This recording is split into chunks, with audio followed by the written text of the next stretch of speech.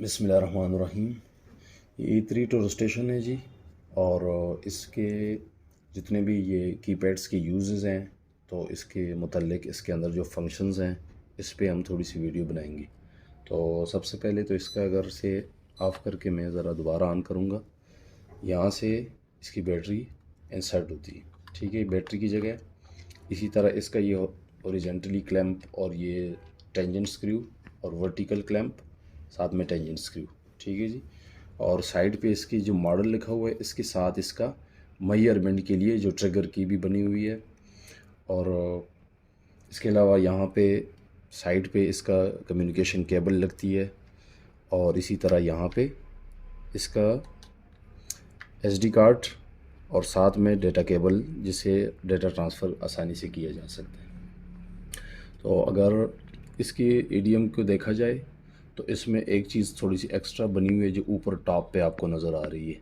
दरअसल ये अगर फेज़ 2 पे इसको देखा जाए तो ये इसका ऊपर टॉप पे ई सर्वे जो नाम है इनका कंपनी का वो लिखा हुआ और नीचे इसकी गाइडलाइट का क्या फंक्शन होता है वो इसमें मैं आपको आगे चल के बताऊँगा।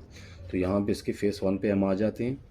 फ़ेस 1 यानी कि जिसकी साइड पर ये हमारे साथ जो वर्टिकल क्लैंप है ये इसका फ़ेस 1 आ जाता है और एसडी कार्ड वगैरह भी यहाँ पे करीब हो जाता है। तो सबसे पहले इसको ऑन करते हैं।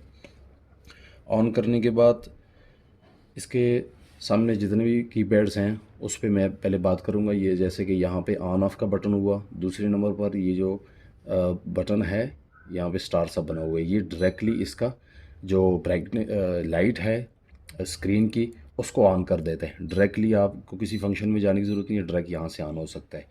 दूसरी नंबर पर है जी ईडीएम का ऑप्शन। ईडीएम जैसे कि हम अगर मेजरमेंट में जाएंगे तो यहाँ पे हमारे पास सबसे पहले जो टॉप पे आता है ये हमारे पास ईडीएम आता है। जैसे कि अभी ये रिफ्लेक्टर है, स्क्रीन ऑन करते हैं, टॉप पे जो है रिफ्लेक्टर है, इसको मैं क्लिक करता हूँ ईडीएम को तो यहाँ पे मेरे पास चेंज होकर प्रिज्म मोड में चला जाता है। प्रिज्म मोड में, शीट मोड में, जहाँ पे भी आप जाना चाहें। और इसी तरह यहाँ पे बैक स्पेस करता हूँ। जो तीसरे नंबर पर है ये दरअसल हॉट की इसको कहते हैं। ये बैक स्पेस के लिए भी यूज़ किया जा सकता है कि जैसे कि मैं अगर कुछ लिखना चाहूँ, यहाँ पे अगर मैं कुछ लिखना चाहूँ और मैं चाहता हूँ कि इसको भी बैक स्पेस करूँ तो इसकी मदद से भी मैं इसको बैक स्पेस कर सकता हूँ। तो ये बटन इसके लिए भी यूज़ होता है। और इसके अलावा एक हॉट की, जैसे कि हमने अगर फ़र्ज़ कीजिए कोई स्पेशल फंक्शन लाना है इन बटन्स के ऊपर 4, 5, 6 किसी पे भी, तो हमने पहले इसको क्लिक करना होता है और फिर उस बटन को पहले पहले यहाँ मेजरमेंट में आना पड़ता है। हॉट की पे क्लिक करते हैं, यहाँ पे लिखा होता है पुट हॉट की। तो हमने जो भी हॉट की जिस नंबर पे भी क्लिक की होती है डायरेक्ट हम उसमें चले जाते हैं। जैसे कि मैं 7 क्लिक करता हूँ तो ये मेरे पास REM में वो हॉट की सिलेक्टेड है। इसी तरह दोबारा से मैं करता हूँ, कहते हैं पुट हॉट की। जैसे कि अभी मैं 5 करता हूँ तो 5 पर मेरे पास MLM है। इसी तरह आप कुछ भी सेटिंग इसकी कर सकते हैं। तो ये सेटिंग इसके अंदर से होगी। इसके बाद यहाँ पे जो इसके है शॉर्टकट F1, F2, 3, 4 है। और इसी तरह यहाँ पे जो वर्टिकल हमारे पास है इसमें, और ये हमारे पास कीपैड है जो टाइप के एस्केप के लिए ये बटन है, और रेड जो बटन है ये हमारे पास एंटर है, और ये एरो की है अप डाउन। ठीक है जी।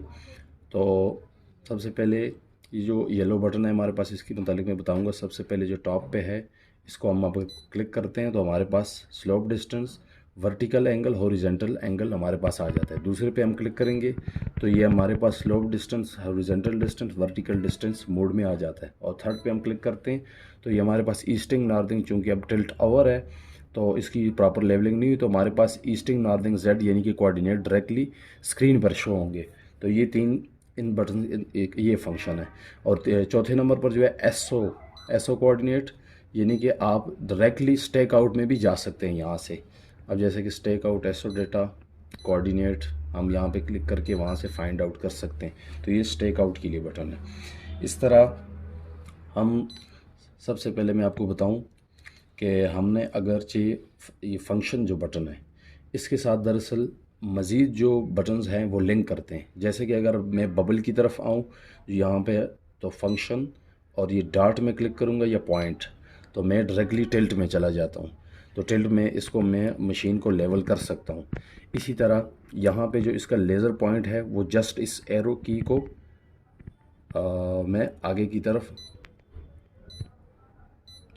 यहाँ से एक्स ऑन वाई ऑन अक्सर रह जाता है। एरो की जो राइट साइड पे उसको मैं क्लिक करता हूँ तो यहाँ पे लाइट नहीं तेज़ हो जाए। अगर नीचे से आप देखें तो यहाँ से ये इसकी लाइट ये निकलती है जो कि लेज़र प्लम्बिट के लिए होती है, यानी कि हमें कोई आई पीस वगैरह में देखना नहीं पड़ता। तो ये लाइट होती है इसकी लेवलिंग के लिए, पॉइंट सीवी बेंचमार्क वगैरह के ऊपर सेट करने के लिए। इसी तरह ये फंक्शन और स्टार मैंने बताया। दूसरे नंबर पर जो हमारे पास ये जो ऊपर स्टार है लाइटनेस की, तो फंक्शन और लाइट को मैं क्लिक करता हूँ तो ये हमारे पास लेज़र OTS, यानी कि अगर मैं इसको ऑन करूँ तो ये मेरे पास यहाँ पे इसमें लाइट ऑन हो जाती है। सामने अगर आप देखें ये लाइट इसकी जो लेज़र लाइट है उसको आप डायरेक्टली यहाँ से ऑन कर सकते हैं। ठीक है जी। दूसरे नंबर पर नीचे LCD कंट्रास्ट, यानी कि कंट्रास्ट आप कम करना चाहें ज़्यादा करना चाहें जैसे हो।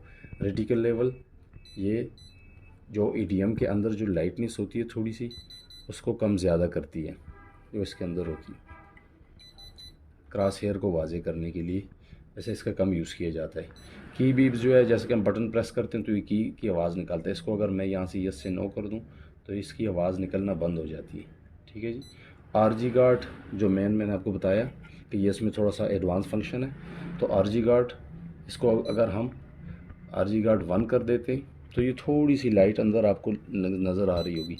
अगर इसको मैं बढ़ाऊँ थोड़ा सा और ज़्यादा करूँ तो ये आप देख सकते हैं कि इसकी लाइटिंग ज़्यादा मज़ीद हो जाती है। इसका मकसद क्या है, अगर हम किसी अंधेरे में काम करें या झाड़ियों के पीछे मशीन सेट हो तो जिसके पास राड होता है उसे मालूम नहीं होता कि मशीन किस साइड है, तो ये एक किस्म का उसको सायरन या इंडिकेशन देता है कि मशीन किस पोजीशन में है। तो उसको वो राड जो है वो उस हिसाब से उसको साइड करके देता है। ठीक है जी। EDM सिग्नल जो है नीचे में आ जाता हूँ, इसको अगर मैं ये ऑटोमेटिकली EDM सिग्नल देख सकते हैं इसको एडजस्ट कर लेते हैं। ठीक है जी। और RG गार्ड को मैं यहाँ से ख़त्म कर देता हूँ। ठीक है। दूसरे नंबर पर EDM का बटन, ये भी फंक्शन के साथ अगर इसको क्लिक किया जाए फंक्शन और EDM तो यहाँ हम डायरेक्ट EDM के अंदर चले जाते हैं। इलेक्ट्रो डिस्टेंस मेजरमेंट, सबसे पहले मोड है फाइन एस है, तो आप फाइन एस यानी कि अमूमी तौर पर फाइन एस किया जाता है, फाइन SR वगैरह वगैरह मुख्तलिफ़ फंक्शंस है इसमें। तो जो आपको ज़रूरत हो उसके मुताबिक आप कर सकते हैं। रिफ्लेक्टर लेट नो प्रिज्म है, प्रिज्म सेलेक्ट करना चाहें, शीट सेलेक्ट करना चाहें, जैसे आपकी मर्ज़ी। इसी तरह अगर प्रिज्म हो तो उसके साथ आप -30 जो भी उसका जो कांस्टेंट वैल्यू होती है जो प्रिज्म के ऊपर लिखी होती है, यानी कि वो उससे ऑटोमेटिकली माइनस करके आपको एग्जैक्ट टॉप पॉइंट दे देता है। टेम्परेचर जो भी हो वो आप इसको सेलेक्ट कर सकते हैं। इसी तरह हम यहाँ से F4 पे जो डायरेक्टली हमारे पास इंटरफेरेंस में सामने आ रहा है मशीन ऑन होने के बाद मेजरमेंट आ जाती है। मेजरमेंट में हम यहाँ पे जाकर इसको ये स्टार की मदद से पेज को चेंज कर सकते हैं। जैसे इस वक्त मेरे पास पेज 3 है, ये पेज 1 पे ये मेरे पास आ जाता है। बाय डिफ़ॉल्ट जितने भी हैं इसकी आप सेटिंग करके आप इसको चेंज भी कर सकते हैं। पेज 2 पे आ जाते हैं। इसी तरह ये पेज 3 पे ये इसका फंक्शन है मेजरमेंट में अंदर जाने का मेमोरी में। और अब मैं आपको पहले कॉन्फ़िगरेशन दिखा देता हूँ। कॉन्फ़िगरेशन में हम गए F4 की मदद से डायरेक्टली सबसे पहले कंडीशन में जाते हैं। तो कंडीशन में हमें क्या मिलता है, डिस्टेंस मोड, स्लोप डिस्टेंस आप कर सकते हैं, हॉरिजॉन्टल डिस्टेंस जो भी आपको ज़रूरत हो। रिफ्लेक्टर कोफिशिएंट इसको भी चेंज कर सकते हैं। और इसी तरह वर्टिकल डिस्प्ले, जो आपके पास वर्टिकल डिस्प्ले है वो आप 90 में चाहते हैं या फिर आप जीनत में चाहते हैं, यानी कि जीनत से 360 पर आप चाहते हैं। इसी तरह हॉरिजॉन्टल डिस्प्ले और HIR और कोऑर्डिनेट जो सबसे अहम है, इसको आप ENZ रखना चाहते हैं या NEZ रखना चाहते हैं। जो भी आपके कोऑर्डिनेट की सीक्वेंस हो, यानी कि पहले आपकी नॉर्दिंग होती है या पहले ईस्टिंग होती है, उसके हिसाब से इसको किया जाता है। और इसी तरह मिनिमम रीडिंग, कम से कम रीडिंग वो कितनी ले, ये भी आप कर सकते हैं। और मिनिमम यूनिट्स, जैसे कि मिनिमम यूनिट्स आप इसको चेंज करके, यानी कि डेसिमल्स की जो आगे प्रिसीजन है जिसको दुरुस्तगी का मयार कहते हैं, वो आप कितना रखना चाहते हैं। पॉइंट के बाद आपके पास सिर्फ 2 फिगर ही आएँ या ज़्यादा आएँ, जो भी आप इसको एडजस्ट करना चाहें। मीटर में भी हो सकते हैं और यूनिट से वो होंगे। तो इसी तरह हम यूनिट पे आएंगे, उससे पहले इंस्ट्रूमेंट कॉन्फ़िगरेशन पे आ जाते हैं। पावर ऑफ यानी कि मशीन अगर बिना किसी हाथ लगाए या ऑटोमेटिकली ऑफ़ हो जाए तो वो कितनी देर बाद हो, इसको आप कर सकते हैं 5 कर सकते हैं, 10 कर सकते हैं, 15, जितनी आपको मर्ज़ी है। एलसीडी कंट्रास्ट मैंने आपको बताया कि इसकी कंट्रास्ट है, कम करना चाहिए, ज़्यादा करना चाहिए, और वर्टिकल लेवल में बता चुका हूँ। एडजस्टमेंट पे आएँ तो टिल्ट करेक्शन ये थोड़ा सा टेक्निकल काम होता है। अगर आपकी जो मशीन है उसके अंदर ये जो बबल है, इसको अगर आप यहाँ पे बबल करें और फिर 90 पे आप घुमाएं और फिर देखें तो क्या बबल वही सेंटर पे रह जाता है। तो अगर इसमें कुछ एरर होता है वो टिल्ट जो करेक्ट है उसमें होता है। और इसी तरह कॉलिमेशन करेक्ट है, वो आपका वर्टिकल जो एंगल होता है उसमें अगर कोई फ़र्क हो तो उसकी मदद से होता है। तो ये थोड़ा टेक्निकल काम है, इसमें आप अगरचे थोड़ा सा कोशिश करेंगे तो हो सकता है कि मशीन आपकी थोड़ी सी उसकी कैलिब्रेशन आउट हो जाए और आपको फिर एक ऑथराइज्ड डीलर के पास जाना पड़े। तो इसमें आप ज़्यादा इंटरेस्ट अगर ना लें, अगर टेक्निकल ना हो तो अच्छा है। इसी तरह 4 पे कंप्यूटर सेट, यहाँ पे अगर आएँ तो ब्रॉड रेट और ये तमाम तर जो हमारे पास जो यहाँ से पोर्ट लगती है कंप्यूटर के साथ, ये उसकी सेटिंग में आपको मैच करना पड़ता है। सबसे नीचे जो है ये अलबत्ता थोड़ा सा RS232 जो है कंप्यूटर मोड है। तो इसको अगर हम यहाँ से ब्लूटूथ करें तो ये जो हमारे पास डिवाइस होती है जिसको हम सेपरेटली ब्लूटूथ के साथ कनेक्ट करके इसके पॉइंट्स वगैरह पे काम कर सकते हैं, तो ये उस सूरत में होता है। तो तब हमने ब्लूटूथ को ऑन करना होता है, लेकिन ब्लूटूथ की ज़रूरत कमतर होती है। इस तरह यूनिट्स आप टेम्परेचर किस में एंटर करना चाहते हैं, सेंटीग्रेड में या फ़ारेनहाइट में, उसको आप सेटिंग करें। प्रेशर जो है वो इंचज़ में देना चाहते हैं या मिली बार में देना चाहते हैं, जहाँ पे भी आप वैल्यू देना चाहते हैं उसकी आपने यूनिट बनानी होती है। एंगल आपको डिग्री में चाहिए, गॉन में चाहिए या माइल्स में चाहिए, जो भी आप सेटिंग करना चाहिए। और डिस्टेंस मोड यानी कि आप कोऑर्डिनेट जो काम पे कर रहे हैं वो आप मीटर में करना चाहते हैं या फिर आप इंटरनेशनल फीट में या यूएस फीट में, जो भी आपको ज़रूरत हो। इसी तरह की सेट पे आ जाते हैं। की सेट में हमारे पास जो की सेट्स हैं वो क्या है जी, जैसे कि पेज 1 पे हमारे पास डिस्टेंस HV ये वगैरह आ जाती है, जो फंक्शन की मदद हम चेंज करते हैं। दूसरे नंबर पर तीसरे, जिसमें जो भी चेंजेस आप करना चाहें अपनी मर्ज़ी के, आप उसको देना चाहें तो आप वो कर सकते हैं। इसी तरह की से यूज़र डिफ़ाइन 1 में भी हो सकता है, दो में भी हो सकता है। जैसे कि कोई 2 सर्वेयर हो, वो एक चाहता है कि मैं यहाँ F2 पे ये रखना चाहता हूँ, दूसरा कहता है मैं इस पे F2 पे कोई और फंक्शन रखना चाहता हूँ, तो वो आप यूज़र डिफ़ाइन कर सकते हैं। हॉट की सेट है। हॉट की सेट में जैसे कि मैंने आपको बताया कि यहाँ फंक्शन की मदद से डायरेक्टली 1 2 3 4 कोई भी आप सेलेक्ट कर सकते हैं। जैसे कि 1 पे कोऑर्डिनेट है, 2 पे OCC है, 3 पे ऑफसेट है, और इसी तरह 4 पे रिसेक्शनिंग है, 5 पे MLM है। जो भी आप इसको करना चाहें 9 तक आप दे सकते हैं। रीसेट करके दोबारा रिस्टोर हो जाता है और चेंज करके आप उसको अपनी मर्ज़ी का दे सकते हैं। तो ये की सेट के बाद यहाँ पे हम वापस आ जाते हैं। यहाँ पे अगर यहाँ पे F3 जो है मेमोरी है, मेमोरी में वही हम जॉब वगैरह सेलेक्ट कर सकते हैं सिंपली। जैसे कि जॉब सेलेक्ट की, यहाँ से लिस्ट में गए और आप इसमें तकरीबन 10 तक जॉब हमारे पास अवेलेबल होती है। 10 तक जॉब आप सेलेक्ट कर सकते हैं और इसका नाम अगर नेम करना चाहें, कुछ भी नाम देना चाहें तो आप इसको दे सकते हैं। इसी तरह जॉब डिलीट करना चाहें, कोई भी जॉब आपके पास वर्क में हो उसको डिलीट कर सकते हैं। डाउनलोड करने के लिए वही आपको पोर्ट्स वगैरह कंप्यूटर के साथ सेटिंग करके लगानी पड़ती है। और कंप्यूटर सेट ऑलरेडी इसके बारे में बता चुका हूँ, ये इसकी सेटिंग होती है। फ़ाइल कॉपी यहाँ से फ़ाइल कॉपी में हम सेलेक्ट करेंगे। कोई भी फ़ाइल होगी वो डायरेक्टली हमारी कॉपी होगी किस में जी, SD कार्ड में, यहाँ से वो कॉपी हो जाती है। ठीक है। इसी तरह दूसरे नंबर पर नाउन डेटा कोई भी इसमें की इनपुट मतलब कोऑर्डिनेट आप इसमें इनपुट करना चाहें तो यहाँ पे थोड़ा सा ग्राफिकल डिस्प्ले भी इस टोटल स्टेशन में हमें मिल जाता है।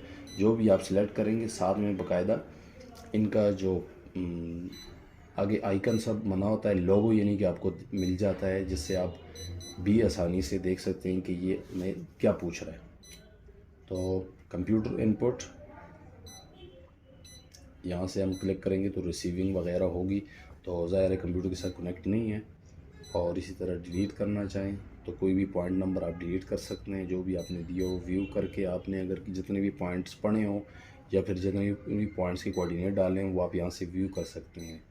और इसी तरह code edit, code clear list. Code edit मतलब ये कि तकरीबन आप इसमें 50 एक तक दे सकते हैं कोड जैसे कि हम वर्किंग में हो तो हमारे पास रोड आता है, ड्रेन आती है, कुछ भी आ सकता है, उसमें हम कोई भी बार बार उसको टाइप करेंगे कोड में, तो बजाय उसके आप यहीं से पहले से ही इसमें सेव कर सकते हैं। और वहाँ पे डायरेक्ट जब आप कोड देंगे तो वहाँ पे आपने इसको लिस्ट में जाकर वहाँ से डायरेक्टली क्लिक करके उसको सेव कर सकते हैं। और क्लियर लिस्ट से जो भी आपने कोड वगैरह बनाए हो, आप चाहते हैं कि इसको मैं सबको ख़त्म करूँ, तो क्लियर लिस्ट पे आप क्लिक करेंगे तो यहाँ से वो तमाम तर डिलीट हो जाएंगे। और यहाँ पे स्टोरेज मीडिया, फ्लैश और एचडी, यानी कि अब यहाँ पे ये बैटरी का निशान है, इससे नीचे जो निशान है ये आईसी टाइप का, ये कंप्यूटर मेमोरी को रिप्रेजेंट करता है। और अगर मैं स्टोरेज मीडिया पे सिलेक्ट करूँ तो यहाँ पे F1 जो ऑलरेडी इसका बाय डिफ़ॉल्ट होता है, और दूसरे नंबर पर एक्सटर्नल एसडी कार्ड। अगर मैं इस एसडी कार्ड F2 पे क्लिक करता हूँ तो यहाँ पे आप देखेंगे तो बैटरी के निशान से नीचे जो है वो मेरे पास जो मैं अपनी जो सिस्टम बाय डिफ़ॉल्ट था वो मेमोरी कार्ड चिप की तरह का उन्होंने इंडिकेशन दे दी, यानी कि आपका जो भी वर्क अब होगा वो आपका डायरेक्टली एसडी कार्ड के अंदर सेव होगा, या फिर जो भी आप डेटा रीड करेंगे, जो भी कोड होंगे, जो भी वर्क होगा यानी कि आपका फील्ड में, वो आपका डायरेक्ट एसडी कार्ड के साथ लिंक करेगा, ना कि वो कंप्यूटर के जो टोटल स्टेशन है उसके अंदर की मेमोरी के साथ। यहाँ से मैं इसको दोबारा एसडी कर लेता हूँ, तो चूँकि टोटल स्टेशन में हम ज़्यादातर डेटा सेव करते हैं।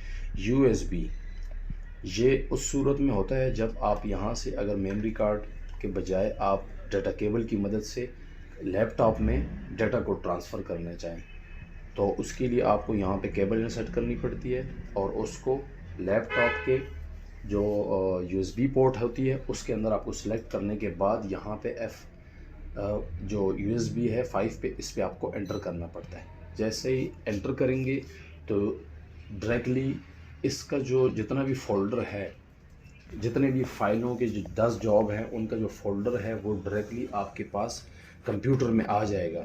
जैसे कि हम मोबाइल कनेक्ट करते हैं डाटा केबल की मदद से, तो जैसे ही हम प्लग इन कर देते हैं तो वहाँ पे फ़ोल्डर आ जाते हैं, सेम उसी तरह का आपके पास फ़ोल्डर आएगा। कोई जो सॉफ्टवेयर वगैरह है वो इंस्टॉल करने की ज़रूरत नहीं है इसको, और इसके ड्राइवर्स वगैरह के लिए ये डायरेक्टली उसको पिक कर लेता है।